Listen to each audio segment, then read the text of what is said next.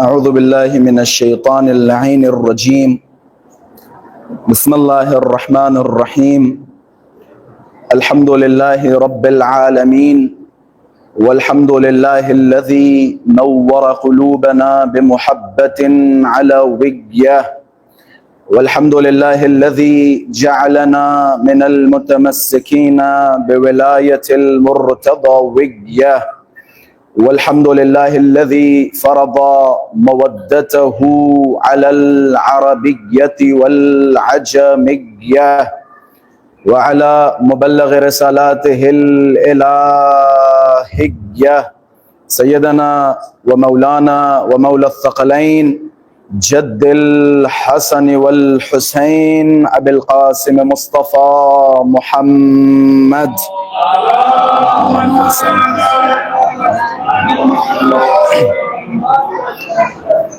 اللہم صل وسلم وزد وبارک علی صاحب الدعوة النبویہ والصولة الحیدریہ والعصمة الفاطمیہ والحلم الحسنیہ والشجاعة الحسینیہ والعبادة السجادیہ والمآثر الباقریہ والآثار الجعفریہ والعلوم الکاظمیہ والحجج الرضویہ والجود التقویہ والنقابة النقویہ والہیبة العسکریہ والغیبة الالہیہ الحجة القائمیہ صلوات اللہ وسلم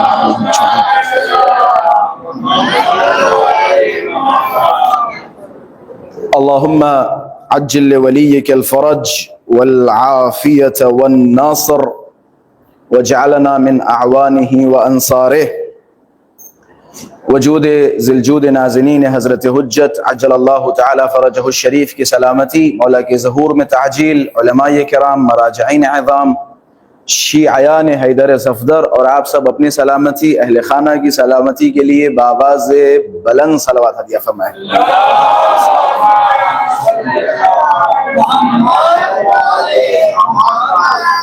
اما بعد فقد قال اللہ تبارک وتعالی فی محکم کتابہ ومتقن خطابہ بسم اللہ الرحمن الرحیم قولوا لا الہ الا اللہ تفلحوا صدق اللہ العلی العظیم صلوات۔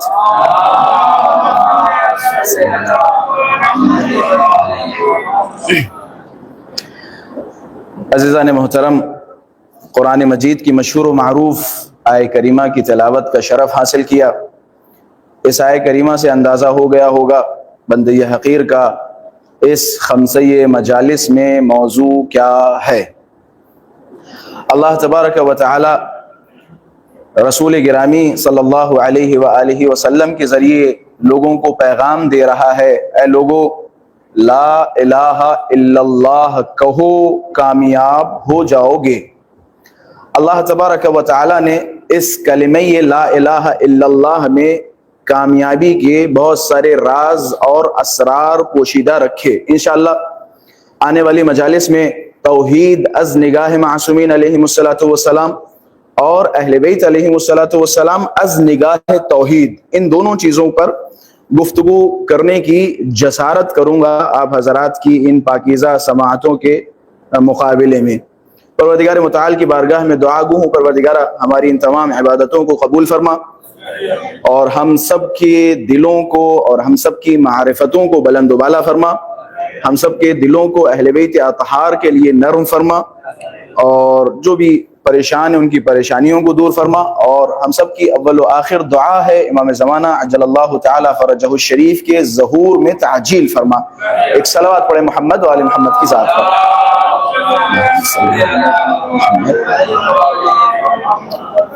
خلاصہ یہ مقدماتی مجلس ہے، انشاءاللہ اس مجلس کے ذریعے کچھ حد تک آپ مجھے پہچانیں گے اور کچھ حد تک میں آپ حضرات کی سماعتوں کو پہچانوں گا۔ توحید پہ گفتگو کرنے سے پہلے انسان کو یہ جان لینا چاہیے اللہ تبارک و تعالی نے جو ایک میزان اور ایک قاعدہ بنایا، وہ قاعدہ و میزان یہ ہے کہ انسان کی جتنی معرفت ہوتی ہے اس انسان کی اتنی ہی حیثیت ہوتی ہے. یہی وجہ ہے اہل بیت اطہار نے فرمایا المعروف بقدر المعرفہ. کیوں ضروری ہے کہ مثال کے طور پہ میں ممبر پہ آؤں اور آنے کے بعد توحید پہ گفتگو کروں, حجت الہی پہ گفتگو کروں, نبوت پہ گفتگو کروں, جیسا کہ آپ ماشاءاللہ سے سنتے رہتے ہیں, بعض اوقات ہمارے کانوں تک آوازیں آتی, مولانا صاحب کام کی باتیں کیجئے. کیا کام کی باتیں کریں؟ بزنس سے ریلیٹڈ مسائل بیان کیجئے, اخلاقیات بیان کیجئے. یقیناً اخلاقیات کی ضرورت ہے اور ان جیسے بہت سارے مسائل کی ضرورت ہے, لیکن بندے حقیر کا عقیدہ اور نظریہ یہ ہے کہ جتنا مضبوط انسان کا عقیدہ ہوتا ہے اتنا ہی مضبوط اس کا عمل ہوتا ہے. توجہ فرما رہے ہیں؟ جتنا مضبوط انسان کا عقیدہ ہوگا اتنا ہی مضبوط اس کا عمل ہوگا. میں نے اس چھوٹی سی دنیا میں دنیا کے مختلف ممبروں پہ گیا اور مجھے احساس ہوا کہ جس انسان کا عقیدہ مضبوط ہے, جس انسان کی معرفت بلند و بالا ہے, وہ انسان با عمل بھی ہے, نمازی بھی ہے, روزے دار بھی ہے, پرہیزگار بھی ہے. اور جس انسان کا عقیدہ کمزور ہے, چاہے وہ توحید پہ ہو, نبوت پہ ہو, امامت پہ ہو, معاد پہ ہو, ایکس وائی زیڈ جس موضوع پہ بھی ہو, اگر اس انسان کا عقیدہ کمزور ہے تو ممکن ہے کہ وہ وقتی طور پہ نمازیں پڑھے, لیکن تھوڑے دنوں کے بعد کیونکہ اس کا عقیدہ اللہ کی ذات پہ مضبوط نہیں ہے, لہٰذا وہ تھوڑے دن نماز پڑھے گا, نماز پڑھنے کے بعد چھوڑ دے گا. اللہ تبارک و تعالیٰ نے دعوت دی ہے اور اللہ تبارک و تعالیٰ نے اعلان کیا ہے کہ یہ جو میں نے مثال کے طور پہ ممرہ یا کرلا کے مومنین کو پیدا کیا ہے, پیدا کرنے کا مقصد یہ ہے کہ یہ مجھے پہچانے. قرآن مجید کی مشہور و معروف آیت کریمہ میں مقدمہ آپ حضرات کی خدمت میں رکھ رہا ہوں تاکہ ذہنوں کو آمادہ کر سکے. ممکن ہے آنے والی بحثیں تھوڑی سخت ہوں, تھوڑی دشوار ہوں, لیکن بندے حقیر کی طرف سے کوشش یہ ہوگی کہ میں ان تمام باتوں کو آسان کر کے آپ حضرات کی خدمت میں پیش کروں. یہ بھی بہت بڑی تعریف ہوگی کہ آپ ماشاءاللہ سے بیٹھیں اور موضوع توحید پر محظوظ ہوں. یقیناً تعریف والی بات ہوگی. جس حساب سے آپ ماشاءاللہ سے حالات دیکھ رہے ہیں, انسان کی سطح علمی اتنی نیچے آ چکی ہے کہ اس طرح کے موضوعات جب عوام کے سامنے, لوگوں کے سامنے رکھے جائیں تو یہ موضوعات ان کی عقلوں سے پرے ہو جاتے ہیں. تو یہ واقعاً ایک ممبر کا میں کیا کہوں, اس پہ زیادہ کچھ کہہ نہیں سکتا, بس ماشاءاللہ سے جو کہنا چاہ رہا ہوں وہاں تک آپ حضرات پہنچ چکے ہیں. کس کا قصور ہے کس کا نہیں قصور ہے وہ بات کی بات ہے, لیکن سطح علمی بہت نیچے آ چکی ہے جو اس طرح کے موضوعات ممبر سے ڈسکس نہیں ہوتے. خلاصہ میں نے بیان کیا تھا, اللہ تبارک و تعالیٰ نے انسان کو کس لیے پیدا کیا؟ تاکہ لوگ اللہ تبارک و تعالیٰ کی ذات کو پہچانے. آپ کہیں جناب اس موضوع پہ کوئی آیت ہے؟ یقیناً ہے. اللہ تبارک و تعالیٰ نے کیا فرمایا؟ وَمَا خَلَقْتُ الْجِنَّ وَالْإِنسَ إِلَّا لِيَعْبُدُونَ. ماشاءاللہ سے بچوں کو بھی حفظ ہے. میں نے جن و انس کو نہیں پیدا کیا مگر یہ کہ اپنی عبادت کے لیے. اچھا, معصوم کے پاس جب یہ قرآن مجید کی آیت کریمہ پہنچی, معصوم نے فرمایا ممکن نہیں ہے, پاسبل نہیں ہے انسان عبادت کرے بغیر معرفت کے. یعنی اللہ یہاں کیا فرمانا چاہ رہا ہے؟ وَمَا خَلَقْتُ الْجِنَّ وَالْإِنسَ إِلَّا لِيَعْرِفُونَ. میں نے جن و انس کو نہیں پیدا کیا مگر یہ کہ وہ مجھے پہچانے, کیونکہ بغیر معرفت اللہ کی عبادت پاسبل نہیں ہے. آپ کو مثال کے طور پہ نہیں پتا اللہ تبارک و تعالیٰ کی کتنی بلند و بالا ذات ہے. آپ نمازیں پڑھ رہے ہیں, کس وجہ سے نمازیں پڑھ رہے ہیں؟ کیونکہ فار ایگزامپل جعفر صاحب نے یہاں پہ نماز کا اہتمام کیا, اچھا عالم دین لے کے آئے اور بچوں کو سکھایا کہ بچوں نماز پڑھو. مطلب ان کی بات پہ آپ آ کے نماز پڑھ رہے ہیں, یا والدین نے پریشر ڈالا, والدین نے آپ کو مثال کے طور پہ کہا کہ جو نماز نہیں پڑھے گا وہ جہنم میں جائے گا, جو نماز پڑھے گا اسے جنت ملے گی, فلا فلا فلا فلا. آپ آگے نمازیں پڑھنے لگے. میں یہ سمجھتا ہوں کہ محض آپ کی عادت ہے, آپ کی عادت ہے. 2 سال 3 سال 4 سال 5 سال آپ پڑھتے رہیں گے, لیکن جس دن تھوڑے موڑے شبہات آ گئے, آپ کسی کالج میں پہنچے, کسی یونیورسٹی میں پہنچے, جب ایک ملحد, ایک ایتھسٹ آپ کے پاس پہنچا اور پہنچنے کے بعد کہنے لگا برادر آپ یہ کیا کام کر رہے ہو, کیا خواہ نمازیں پڑھ رہے ہو, یہ دیکھو جو نمازیں نہیں پڑھ رہے ہیں وہ تم سے زیادہ خوش ہیں, جو نمازیں نہیں پڑھ رہے ہیں اللہ نے انہیں تم سے زیادہ چیزیں نواز رکھی ہیں. یا مثال کے طور پہ نمازیوں کا حال دیکھو, نمازی کیا کر رہے ہیں, نمازی مثال کے طور پہ مسلمانوں پہ ظلم ڈھا رہے ہیں, نمازی مسجدوں میں بم پھوڑ رہے ہیں مثال کے طور پہ. اس طرح کی جب باتیں آپ کے سامنے رکھے گا نا, پھر آپ کا عقیدہ نماز کمزور ہو جائے گا. کیوں کمزور ہو جائے گا؟ کیونکہ تم نے اپنے رب کو پہچانا ہی نہیں تھا. بغیر پہچانے تم کسی عادت کی وجہ سے نمازیں پڑھ رہے تھے.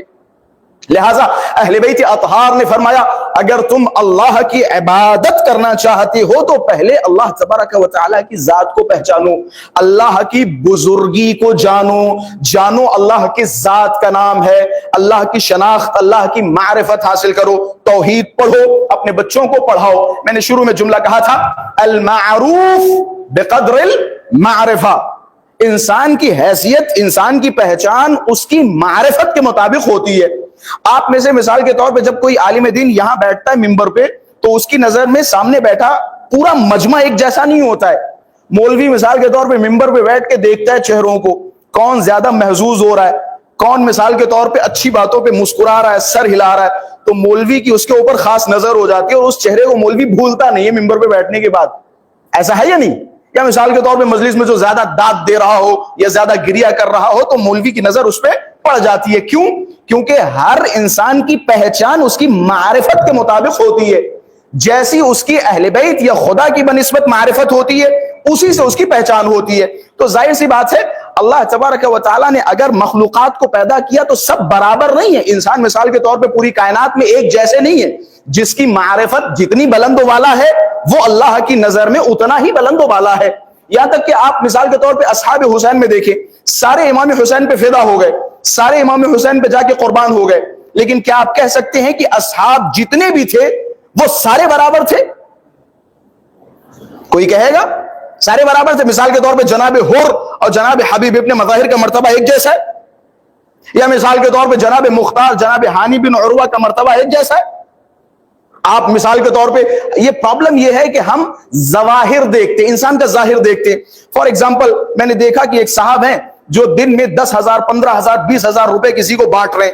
ایک بیچارہ آٹو والا رکشے والا کچھ نہیں کر رہا ہے، وہ صبح صبح 2 روپے یا 3 روپے کسی غریب کو دیکھ کے صدقہ دے کے چلا جاتا ہے۔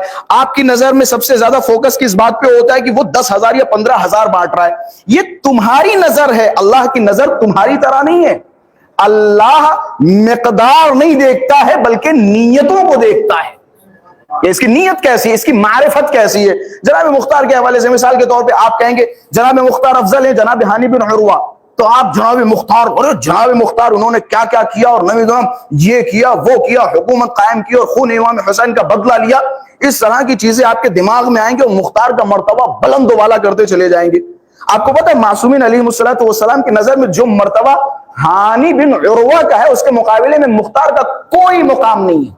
ہانی بن عروہ کے مرتبے کے مقابلے میں اہل بیت علیہ السلام کی نظر میں روایات ہیں جناب ہانی بن عروہ کی معرفت کے حوالے سے۔ علماء کی توجہ کا مرکز ہے ہانی بن عروہ۔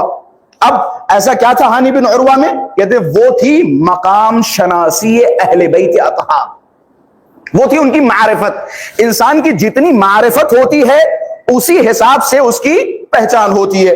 تو خلاصہ ہم سب پہ ضروری ہے، لازم ہے کہ ہم معرفت خداوند متعال حاصل کریں، توحید سیکھیں، اصول عقائد سیکھیں۔ میں نے شروع میں جملہ کہا تھا جتنا مضبوط آپ کا عقیدہ ہوگا اتنا ہی مضبوط آپ کا عمل ہوگا۔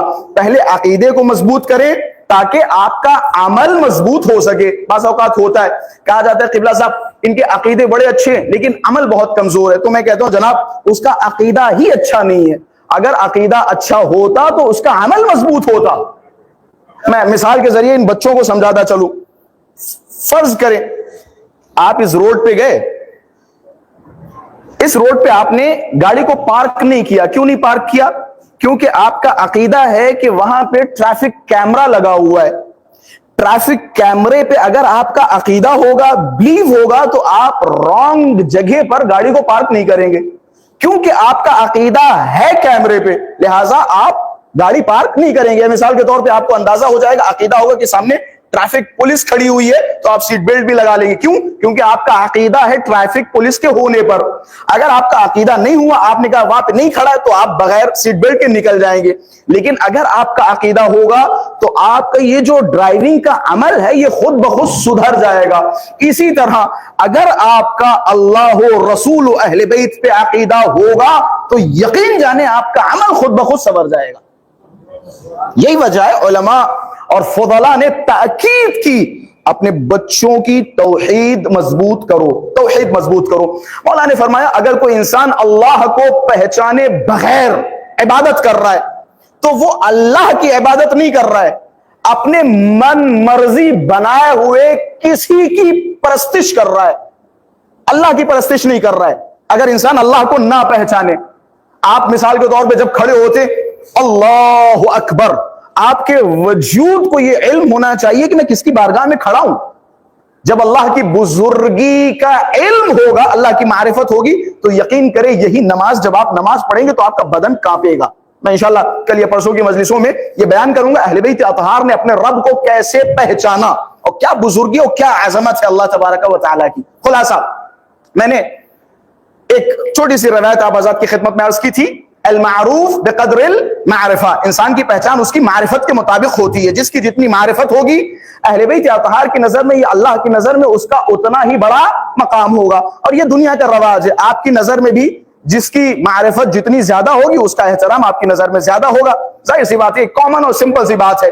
اب آئیے جناب والا، جب ہم نے یہ مقدمہ آپ حضرات کی خدمت میں پیش کر دیا کہ اصول عقائد کا سیکھنا ضروری ہے، لازم ہے، بچوں میری باتوں کو سن رہے ہیں آپ، عقائد کا سیکھنا لازم ہے، اپنے خدا کو پہچانے، نہ صرف یہ کہ خدا کو پہچانے، آپ کو خداوند متعال کے وجود پہ علمی دلائل آپ کے پاس ہونے چاہیے، ایسے دلائل ہونے چاہیے کہ جن سے آپ کسی سے جب بات کریں تو اسے کاؤنٹر کر سکیں، اپنے خداوند متعال کے وجود کو ڈیفینڈ کر سکیں۔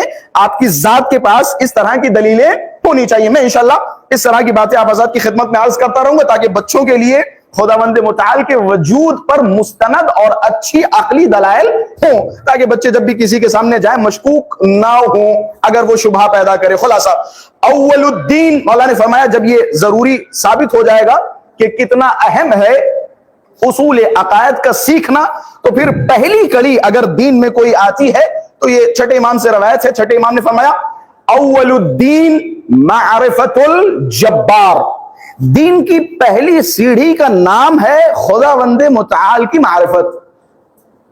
آپ نمازیں پڑھ رہے ہیں، روزے رکھ رہے ہیں، حج کر رہے ہیں، زکوٰۃ دے رہے ہیں، گاؤں دیہات میں میں نے بہت سارے ایسے لوگوں کو دیکھا ماشاءاللہ سے 20 اور 30 سال سے نمازیں پڑھ رہے ہیں۔ اگر میں ان سے پوچھ لوں جا کے کہ تمہارا خدا پہ یقین ہے؟ ہاں خدا پہ یقین ہے۔ کیا دلیل ہے کہ خدا ایک ہے؟ اب چھوڑو مولوی صاحب بتا کے چلے گئے، خلاص تمام۔ کیا دلیل ہے کہ خداوند متعال کا وجود ہے؟ نہیں پتا۔ کیا دلیل ہے کہ خداوند متعال ایک ہے؟ نہیں پتا۔ کیا دلیل ہے کہ یہ کائنات خداوند متعال نے بنائی؟ نہیں پتا۔ مولوی صاحب کہہ کے چلے گئے، خلاص تمام۔ آپ کو پتا ہے اصول دین میں، ذمہ داری کے ساتھ الفاظ کہہ رہا ہوں، اصول دین میں تقلید حرام ہے۔ اصول دین میں تقلید حرام ہے۔ تقلید کہاں واجب ہے؟ فروع دین میں، فروع دین میں تقلید واجب ہے، اصول دین میں تقلید حرام ہے۔ یعنی آپ نہیں کہہ سکتے اللہ ایک اس وجہ سے کیونکہ حضرت آیت اللہ العظمہ سستانی صاحب نے فرمایا، آپ یہ نہیں کہہ سکتے۔ آپ کے پاس خود عقلی دلیل ہونی چاہیے اللہ ایک کیوں ہے۔ مثال کے طور پہ اللہ اگر خالق ہے تو کیوں اللہ خالق ہے؟ مثال کے طور پہ توحید کا مطلب کیا ہے؟ اللہ کو ایک ماننا، توحید فی الخلقہ، توحید رازقیت میں، توحید مثال کے طور پہ ہر چیز میں اللہ کو ایک ماننا، یہ آپ کے پاس دلائل ہونے چاہیے، دلائل روایی نہیں، عقلی دلائل ہونے چاہیے۔ آپ خود اپنے آپ کو مطمئن کریں، اگر آپ نہیں مطمئن ہو پا رہے تو آپ پر واجب و لازم ہے کہ آپ سوال کریں، آپ جستجو کریں، تلاش کریں تاکہ اپنے رب کو پہچانیں۔ معصومین علیہ السلام نے فرمایا اول الدین معرفت الجبار، دین کی پہلی سیڑھی ہے اللہ تبارک و تعالیٰ کی معرفت۔ اگر اللہ کی معرفت حاصل نہیں کرو گے تو تمہیں کچھ سمجھ میں نہیں آئے گا۔ اچھا جناب، اللہ کی معرفت کہاں سے حاصل کریں اور کیسے حاصل کریں؟ اللہ کے وجود کو کیسے پہچانے؟ ایک تو آپ کے پاس ماشاءاللہ سے دلیل عقلی کا ایک باب ہے کہ آپ ادلہ عقلیہ کے ذریعے، اپنی عقل کے ذریعے اللہ تبارک و تعالیٰ کے وجود تک پہنچیں، اللہ تبارک و تعالیٰ کو پہچانے۔ دوسرا راستہ یہ ہے کہ ظاہر سی بات ہے بہت سارے قواعد اور بہت ساری چیزوں کے ذریعے اہل بیت علیہ السلام نے اپنے رب کو پہچنوایا ہے۔ توجہ فرما رہے ہیں؟ پہچنوایا ہے۔ یہی وجہ ہے معصومین علیہ السلام نے فرمایا اگر تمہیں خدا کو پہچاننا ہو تو ہمارے دروازے پہ آؤ، ہم تمہیں صحیح خدا کی پہچان بتائیں گے۔ ہم تمہیں بتائیں گے کہ خداوند متعال کیسا ہے، ہم تمہیں بتائیں گے کہ خداوند متعال کے وجود پہ کس طرح سے دلیل قائم کرو۔ اہل بیت علیہ السلام نے طریقہ بتایا، اور بہترین توحید اگر آپ لینا چاہتے ہیں تو اہل بیت اطہار کے دروازے پہ آئیں۔ اگر آپ اہل بیت اطہار کے علاوہ کسی غیر کے دروازے سے توحید لے کے آئے تو پتہ ہے اس توحید کا کیا حال ہوگا؟ اس توحید کا حال یہ ہوگا کہ اللہ تبارک و تعالیٰ سب کو جنت میں ڈال دے گا، نعوذ باللہ یزید کو جنت میں ڈال دے گا، معاویہ کو جنت میں ڈال دے گا، اور بھی جتنے بھی یہ ماشاءاللہ سے ظالمین و جابرین تھے جنہوں نے اہل بیت اطہار پہ ظلم ڈھایا، فرعون، نمرود، شداد، ان تینوں کو بھی اللہ تبارک و تعالیٰ جنت میں ڈال دے گا، سب کو جنت میں ڈال دے گا، جہنم بیچاری خالی رہ جائے گی۔ یہ نتیجہ تب نکلے گا جب آپ کسی اور کے دروازے سے توحید لیں گے کہ جہنم خالی رہ جائے گی، جہنم کہے گی اے میرے پروردگارا مجھے بھر مجھے بھر مجھے بھر، اللہ کہے گا اچھا میں تجھے بھروں، تو اللہ اپنی لات جہنم میں رکھ دے گا، اللہ اپنی لات جب جہنم میں رکھ دے گا پھر جہنم کرے گا الحمدللہ پروردگارا میں سیر ہو گیا، بس کر میرا پیٹ بھر گیا۔ یہ توحید ہے، یہ توحید ہے۔ اس بچے کو بھی پتا ہے کہ اللہ کا کوئی جسم ہوتا ہے؟ نہیں ہوتا ہے، نہیں ہوتا ہے نا۔ اہل بیت کے دروازے کے علاوہ کسی غیر سے توحید لوگے تو اللہ تمہیں جسم والا ملے گا، اللہ تمہیں جسم والا ملے گا۔ نعوذ باللہ روایات ہے کہ اللہ اتنا موٹا تازہ ہوگا جب وہ تخت پہ بیٹھے گا تو اس کی چربی ادھر ادھر لٹک رہی ہوگی۔ یہ توحید آپ کو ملے گی۔ یہ توحید کہاں سے ملے گی؟ جب آپ اہل بیت اطہار کے دروازے کو چھوڑیں گے۔ یہی وجہ معصومین نے فرمایا سنو کل ما لم یخرج من ھذا البیت فہو باطل، ہر وہ چیز جو ہمارے دروازے سے نہ نکلے وہ باطل ہے۔ تمہیں کچھ لینا ہے تو ہمارے دروازے سے لو، ہم نے بتایا ہوا ہے، ہم نے تمہیں راستہ دکھایا ہوا ہے۔ آپ مثال کے طور پہ جب سورہ مبارکہ یہ حمد کی تلاوت کرتے نماز میں تو کیا کہتے ہیں پروردگار سے؟ اہدنا الصراط المستقیم، اے میرے پروردگارہ صراط مستقیم یعنی سیدھے راستے کی ہدایت فرما۔ وہ سیدھا راستہ کون ہے؟ بعض اوقات ہوتا ہے بعض فلاسفہ یا بعض صوفیوں کا عقیدہ یہ ہے کہ اللہ تک پہنچنا مقصد ہے۔ مثال کے طور پہ اس عزاخانے میں پہنچنا مقصد ہے، چاہے آپ وایا دبئی آئیے یا دلی سے ڈائریکٹ فلائٹ لے کے مثال کے طور پہ چھترپتی شیواجی آئیے، یا پھر پہلے حیدرآباد جائیے، حیدرآباد سے بائی روڈ یہاں آئیے، پہنچنا مقصد ہے، کیسے بھی آؤ۔ یہ نظریہ ہے فلاسفہ اور صوفیوں کا۔ اہل بیت اطہار نے فرمایا یہ کہاں سے نظریہ آ گیا؟ صرف اللہ تک پہنچنا مقصد نہیں ہے بلکہ اس راستے سے آنا بھی مقصد ہے کہ جس راستے سے اللہ نے تمہیں بلایا۔ اگر اس راستے کی ضرورت اور اہمیت نہ ہوتی تو پھر کیوں نماز میں رٹے لگا رہے ہو؟ اہدنا الصراط المستقیم، سیدھا راستہ دکھا، سیدھا راستہ دکھا۔ اہل بیت اطہار نے فرمایا وہ سیدھا راستہ ہم ہیں۔ ہمارے راستے سے اللہ تک پہنچو گے تو سیدھے راستے سے پہنچو گے، کسی اور کے راستے سے پہنچو گے تم اللہ تک پہنچ ہی نہیں پاؤ گے، پہنچ ہی نہیں پاؤ گے۔ میں نے بتایا اگر اہل بیت کے دروازے کے سوا تم توحید لوگے تو توحید تمہیں ایسی ملے گی۔ یہی وجہ ہے میں نے کہا تھا آج میری مقدماتی مجلس ہے تو بہت سارے مقدمات آپ حضرات کی خدمت میں عرض کر رہا ہوں جلدی جلدی، تاکہ باتیں زیادہ آپ حضرات کی خدمت میں پہنچ جائیں۔ اہل بیت اطہار علیہ السلام نے قاعدہ و قانون یہ بنایا کہ ہر وہ چیز جو ہماری دہلیز سے نہ آئے وہ باطل ہے۔ ہماری دہلیز سے لو، توحید تمہیں سیکھنی ہے ہماری دہلیز سے سیکھو، تمہیں اللہ تک پہنچنا ہے ہمارے ذریعے پہنچو۔ امام علی نے فرمایا بنا عرف اللہ، ہمارے ذریعے اللہ تبارک و تعالیٰ کی پہچان ہوئی، بنا عبید اللہ، ہمارے ذریعے اللہ تبارک و تعالیٰ کی عبادت ہوتی ہے۔ ہم نے اللہ تبارک و تعالیٰ کو پہچنوایا، ہم نے اللہ تبارک و تعالیٰ کی عبادت کروائی۔ بسم اللہ، نماز فجر کتنی رکعت ہے؟ 2 رکعت ہے۔ کس نے کہا 2 رکعت ہے؟ کس نے بتایا کہ نماز فجر 2 رکعت ہے؟ اللہ نے فرمایا نا۔ اچھا، اللہ نے آپ کے اوپر وحی نازل کی، پھر آپ کو کس کے ذریعے پتا چلا کہ نماز فجر 2 رکعت ہے؟ اہل بیت اطہار علیہ السلام سے، واضح اہل بیت سے ملا۔ یعنی یہ جو دین آپ کو مل رہا ہے یہ کہاں سے مل رہا ہے؟ اہل بیت اطہار کی دہلیز سے، اہل بیت کے دروازے سے۔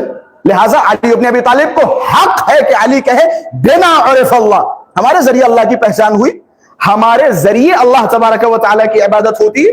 علی ابن ابی طالب نے کہہ دیا مثال کے طور پہ نماز مغرب 3 رکعت، تو ہم 3 رکعت نماز پڑھ رہے ہیں، نماز عشاء 4 رکعت، تو ہم 4 رکعت نماز عشاء پڑھ رہے ہیں۔ امام زمانہ کا ظہور ہو، حضرت تشریف لائیں، فار ایگزامپل امام زمانہ کہہ دیں نماز فجر 4 رکعت ہے، تو ہم کیا کریں گے؟ اگر امام زمانہ کہہ دیں نماز فجر 4 رکعت تو کیا کریں گے؟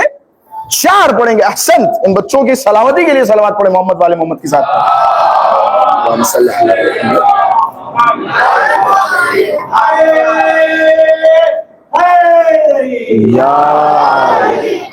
یعنی اللہ تبارک و تعالیٰ کی ذات تک ہم اہل بیت اطہار کے ذریعے پہنچے، لہٰذا ہر وہ چیز جو اہل بیت کے دروازے سے نہ ہو وہ باطل ہے۔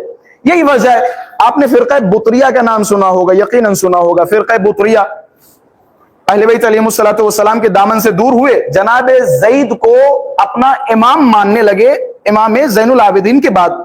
جناب زید نے انہیں بھگایا، دوڑایا، اب نکل جاؤ یہاں سے، ہم کہاں سے امام؟ محمد باقر زندہ ہے، محمد باقر امام ہے، ہم تمہارے امام نہیں ہیں۔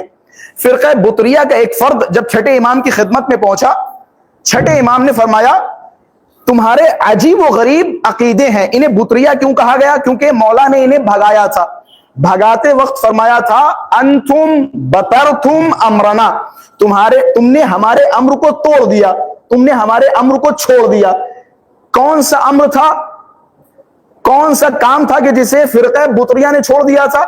وہ عقیدہ انہوں نے یہ بنایا، پہلی بات تو جناب زید کو اپنا امام بنا لیا، دوسرا ان کا عقیدہ یہ تھا کہ نحن نتولی علیا ونتولی فلانا و فلانا، ہم علی سے بھی محبت کریں گے اور فلاں و فلاں سے بھی محبت کریں گے۔ یہ انہوں نے عقیدہ بنا لیا تھا۔ خلاصہ مجھے اس بحث میں نہیں جانا، فی الحال موضوع ہے توحید۔ اہل بیت اطہار علیہ السلام نے انہیں بھگایا، بھگانے کے بعد فرمایا کیسے پاسبل ہے کہ ایک دل میں مثال کے طور پہ امام حسین کے لیے بھی محبت ہو اور یزید ملعون کے لیے بھی محبت ہو؟ یہ پاسبل نہیں ہے۔ کیسے ممکن ہے کہ ایک دل میں علی کے لیے بھی محبت ہو اور اس کے لیے بھی محبت ہو کہ جس نے علی ابن ابی طالب کے گلے میں رسی ڈالی؟ یہ پاسبل نہیں ہے۔ مولا نے انہیں بھگایا، بھگاتے ہوئے فرمایا انتم بطرتم امرنا، تم نے ہمارے امر کو توڑ دیا، چھوڑ دیا۔ اچھا، اسی فرقے کا ایک آدمی مولا کی خدمت میں آیا، آنے کے بعد جیسے ہی پہنچا مولا نے اس کی طرف خطاب کیا اور فرمایا، اصول کافی کی روایت ہے، مولا نے فرمایا انتم تمسون الثماد وتدعون النہر الاعظم۔ تمسون کہتے ہیں مکیدن کو، چاٹنے کو۔ آپ نے دیکھا بعض جانور چاٹ چاٹ کے پانی پیتے ہیں، بھینس کو پانی پیتے ہوئے دیکھا؟ بھینس مثال کے طور پہ ہم لوگوں کی طرح ایسے پانی منہ میں ڈال کے نہیں پیتی، زبان سے چاٹ چاٹ کے پانی پیتی۔ کبھی دیکھنا بالٹی وغیرہ میں یا کسی ندی میں بھینس زبان سے چاٹ چاٹ کے پانی پیتی، اسے کہا جاتا ہے مکیدن، چاٹنا، تمسون۔ حضرت نے کیا فرمایا ان لوگوں کے بارے میں جو اہل بیت کے دروازے کو چھوڑ کے کسی اور کے دروازے سے دین سیکھنے گئے؟ بعض اوقات ہوتا ہے ہمارے جوان بھی کبھی کبھی آ جاتے ہیں، وہ کہتے ہیں قبلہ صاحب آج ہم فلاں مسجد میں گئے تھے، ان لوگوں کی توحید بڑی مضبوط ہے۔ میں ان کی عقل پر ماتم کرتا ہوں کہ جناب یہ جملے تم اس لیے کہہ رہے ہو کیونکہ تم امام صادق کی توحید سے غافل ہو۔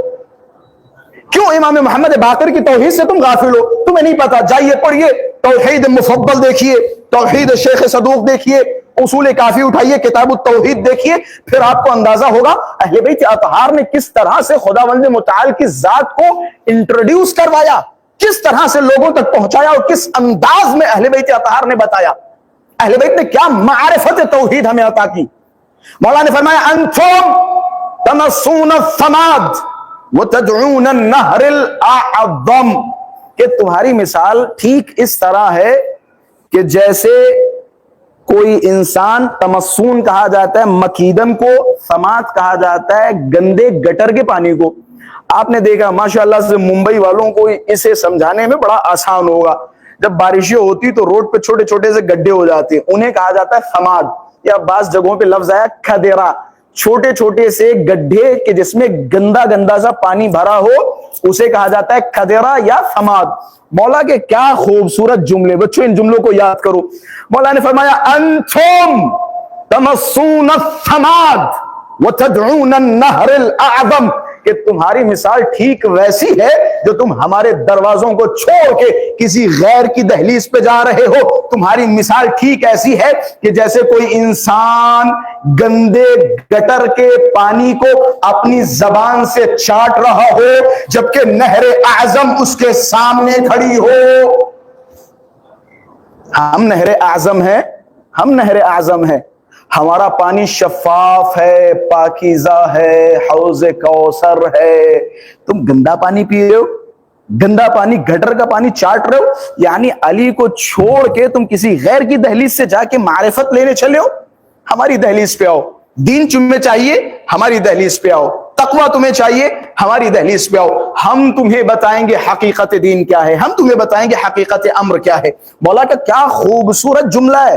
ہمارے دروازے کے سوا اگر تم جاؤ گے تو تمہیں کس طرح کی توحید ملے گی, جیسا میں نے بتایا اور بیان کیا, اس طرح کی تمہیں توحید ملے گی. ہمارے دروازے پہ آؤ گے خالص توحید کا مظاہرہ کرو گے, ہمارے دروازے پہ آؤ گے خالص دین تمہیں ملے گا. خلاصہ اگر دین تمہیں لینا ہو تو کہاں سے لینا ہے؟ معرفت اہل بیت علیہم الصلوۃ والسلام حاصل کرنے کے بعد اہل بیت اطہار علیہم الصلوۃ والسلام کی دہلیز سے. خدا کو اگر پہچاننا ہے تو کہاں سے پہچاننا ہے؟ اللہ تبارک و تعالیٰ کو اگر پہچاننا ہے تو کہاں سے پہچاننا ہے؟ اہل بیت اطہار کی ازواج سے. ایک صلوات پڑھے محمد و آل محمد کی ذات پر.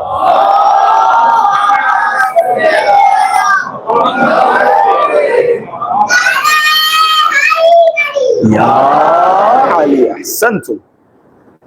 خلاصہ میں نے قرآن مجید کی آیہ کریمہ کی تلاوت کا شرف حاصل کیا. یہ تھا پورا مقدمہ. میں آخر مجلس میں 2-4-5 منٹ کا موضوع توحید آپ حضرات کی خدمت میں مطرح کر دوں تاکہ آنے والی مجالس آپ حضرات کی ذہنوں میں رہیں اور اس موضوع سے متصل رہیں. ایک اور صلوات پڑھیں محمد و آل محمد کی ذات پر.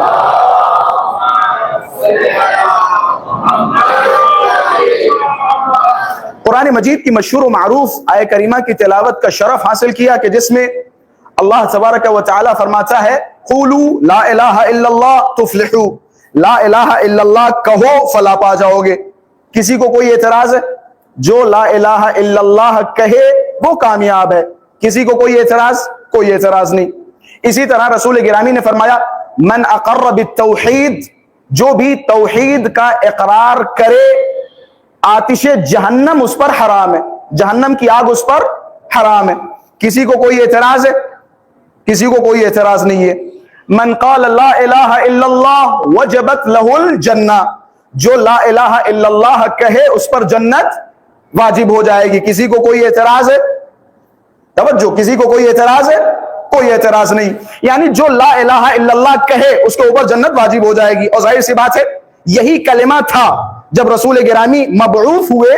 19 سے 20 سال تک رسول گرامی صرف اسی کلمے کی تکرار کرتے رہے اور کہتے رہے جناب جو بھی لا الہ الا اللہ کہے اس پر جنت واجب. اور اس پیریڈ میں, اس دور میں جس نے بھی لا الہ الا اللہ کہا, صرف لا الہ الا اللہ کہا, اس کے اوپر جنت واجب تھی.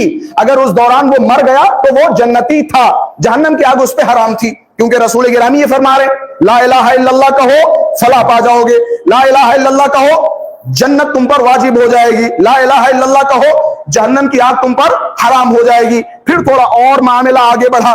لا الہ الا اللہ کے بعد محمد الرسول اللہ کا اقرار کرو جنت تم پہ واجب ہو جائے گی. جس نے بھی محمد الرسول اللہ کا اقرار کیا جہنم کی آگ اس پر حرام ہو جائے گی. میں نے ہاتھوں کو جوڑا, میں نے کہا میاں عجیب لوگوں کا قاعدہ ہے. اور نبی دونم یہ عقیدہ آیا کس بزم سے؟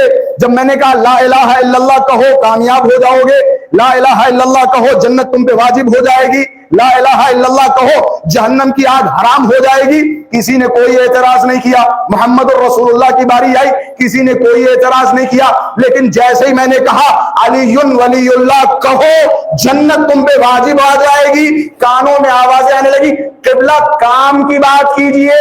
میں نے کہا جناب جب وہاں یہ عقیدہ تھا تب تو تمہیں اعتراض نہیں ہوا, محمد الرسول اللہ پہ اعتراض نہیں ہوا, لیکن جب معاملہ علی ولی اللہ پہ آتا ہے پھر اعتراض کیسا؟ یا علی. میں نے کہا اللہم صلی علی محمد و آل محمد. یہ بھی تو ہم کسی نے آج تک اعتراض کیا؟ میں ابھی 5 دن مجلسیں پڑھوں اور کہوں قولوا لا الہ الا اللہ تفلحوا, جو بھی لا الہ الا اللہ کہے وہ کامیاب ہو جائے گا, جنت اس پہ واجب ہو جائے گی. کسی کو کوئی اعتراض نہیں ہوگا، اللہ اللہ کی باتیں ہو رہی ہیں.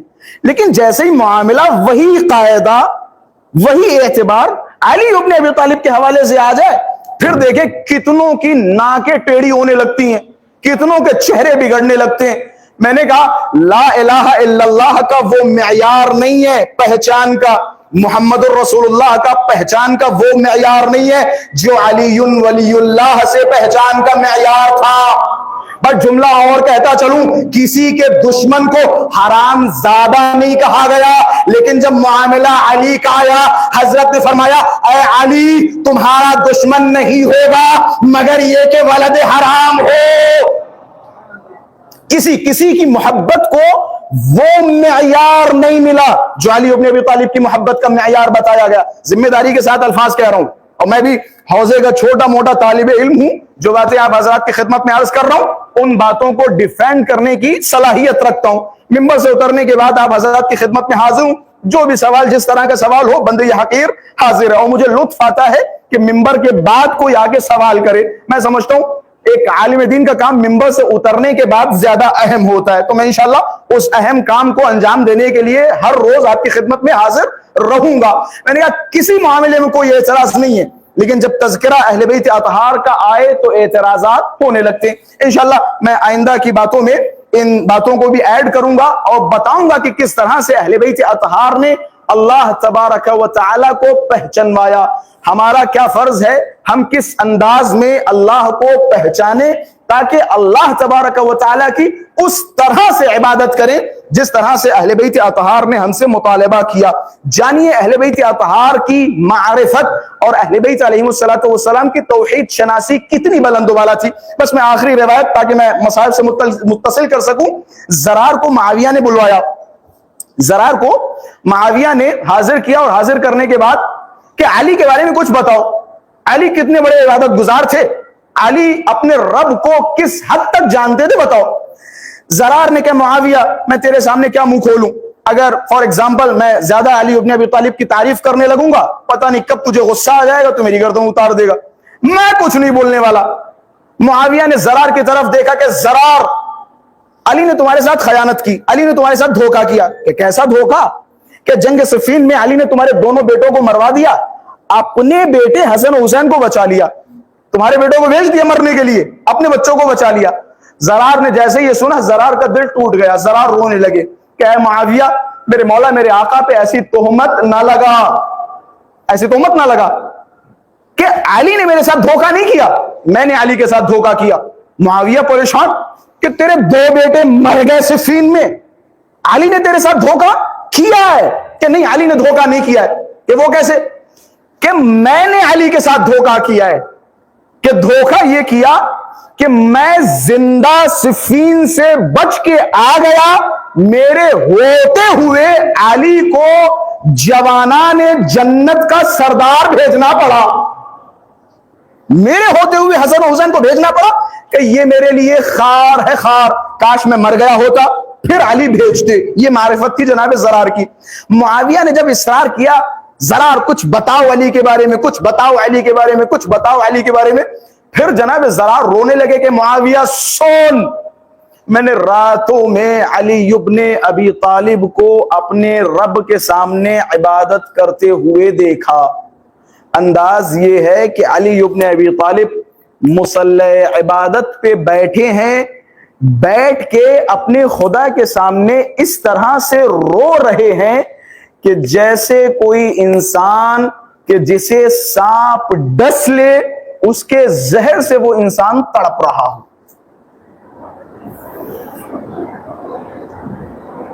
کہ انسان کو سانپ کاٹ لے، سانپ کے زہر سے کس طرح سے انسان تڑپتا ہے، کہ اس طرح سے علی اپنے خدا کے سامنے مصلی عبادت پہ بیٹھ کے تڑپتے تھے، روتے تھے، گڑ گڑاتے تھے خدا کے سامنے، اور فرمایا کرتے تھے آہ من قلت الزاد وبعد السفر.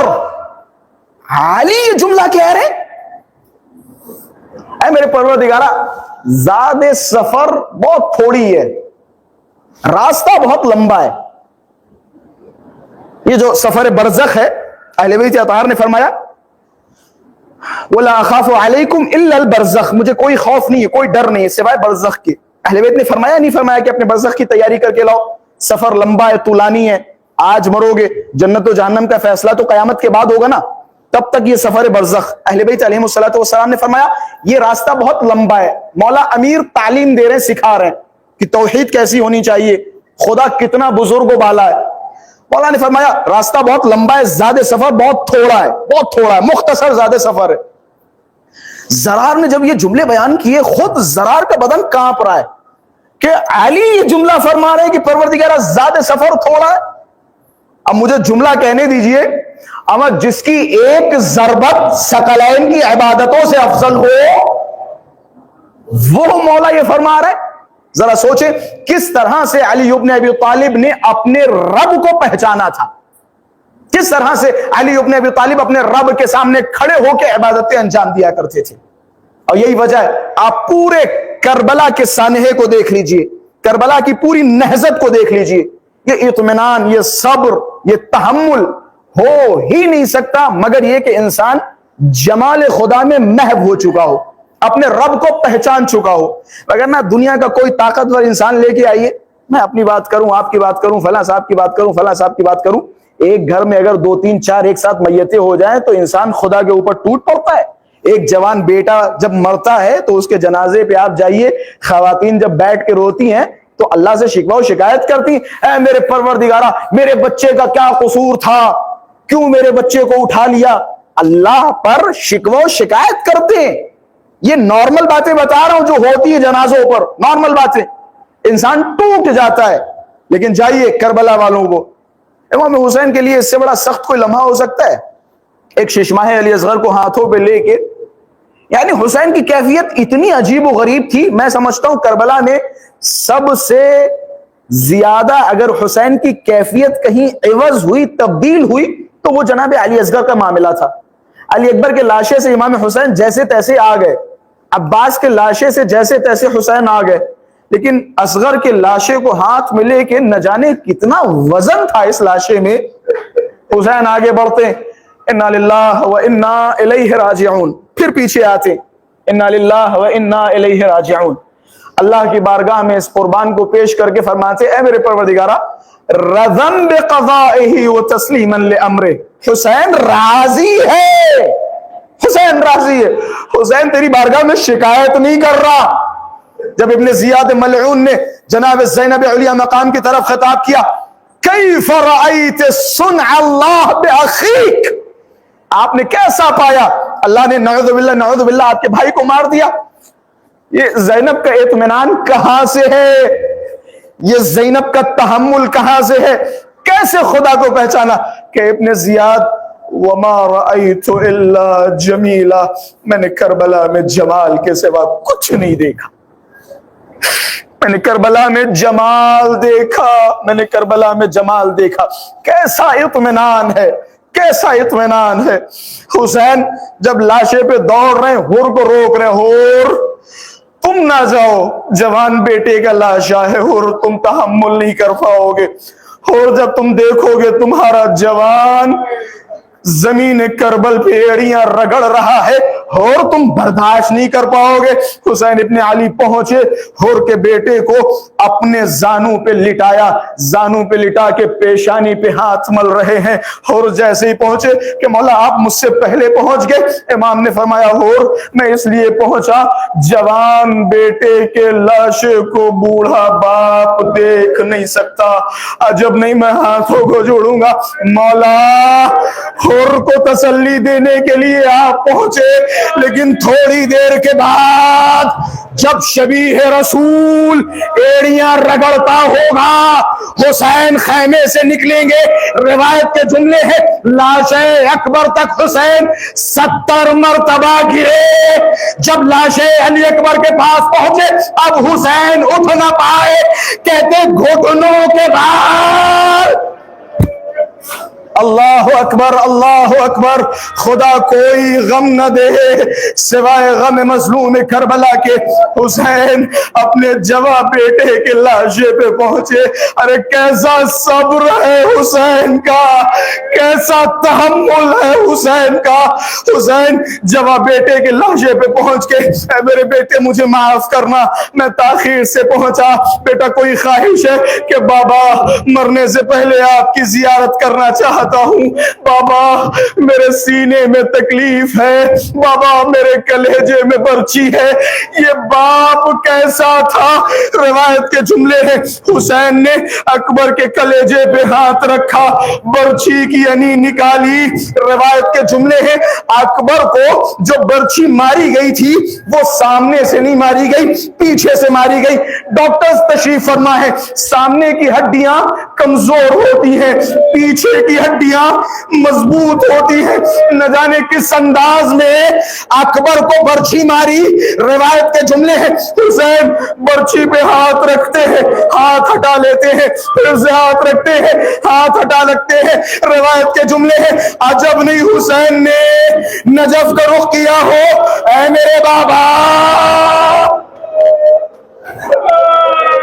اللہ اکبر, خدا کوئی غم نہ دے سوائے غم مظلوم کربلا کے. حسین نے رخ کیا ہو نجف کا.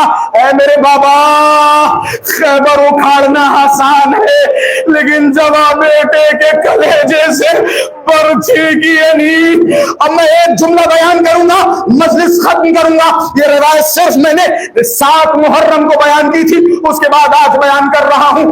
روایت کے جملے ہیں حسین نے برچھی کی انی نکالی. اب سوال یہ ہے خیمہ حسینی میں اور وہ جگہ جہاں اکبر کے کلیجے پہ برچھی لگی کافی فاصلہ تھا. خیمے تک آواز کیسے گئی, خیمے تک خبر کیسے گئی کہ اکبر شہید ہو گئے؟ روایت کے جملے ہیں حسین نے جب برچھی نکالی اکبر نے ایک ہچکی لی. کہتے جیسے ہی اکبر نے ہچکی لی حسین اتنی تیز چلائے خیمے میں آواز گئی, زینب تڑپ گئی, اے لیلا اکبر کی خیر, جواب بیٹھا نہ رہا.